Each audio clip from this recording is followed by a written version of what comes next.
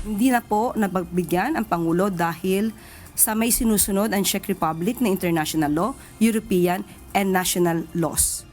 Sinubukang humingi ng dagdag impormasyon ni Pangulong Ferdinand Marcos Jr. sa Czech Republic at France tungkol sa dating mambabatas na si Saldico.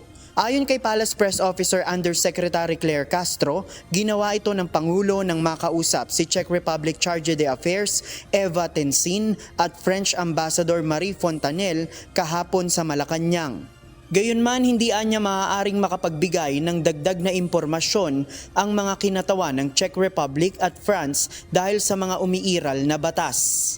At sabi po niya kung pwede nga po na makahingi pa ng tulong mismo sa gobyerno ng Czech Republic para mas marami pang impormasyon na maibibigay dahil nga po kahit si Secretary Vida ang pumunta sa Czech Republic ay hindi na po nabigyan ng additional information. Handa pa rin naman anyang makipagtulungan ang dalawang bansa sa Pilipinas dahil sa bilateral relations. Gayunman, maaari lang silang magbigay ng impormasyon sa Pilipinas kung hindi lalabag sa kanilang batas at umiiral na international laws. Samantala, kinumpirma naman ng kinatawan ng Czech Republic na talagang na-detain si Ko dahil sa immigration violation. Talagang na-detain si Mr. Saldico sa Czech Republic dahil nga po sa invalid travel documents. Sa nangyaring paghahanap kay Ko, hindi anya masaya ang Pangulo sa naging resulta.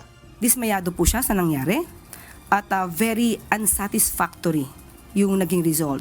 Dahil habang patuloy na nakikipag-ugnayan ang bansa sa Czech Republic habang nandoon si Saldico ay biglang naputol ang pagbibigay ng impormasyon.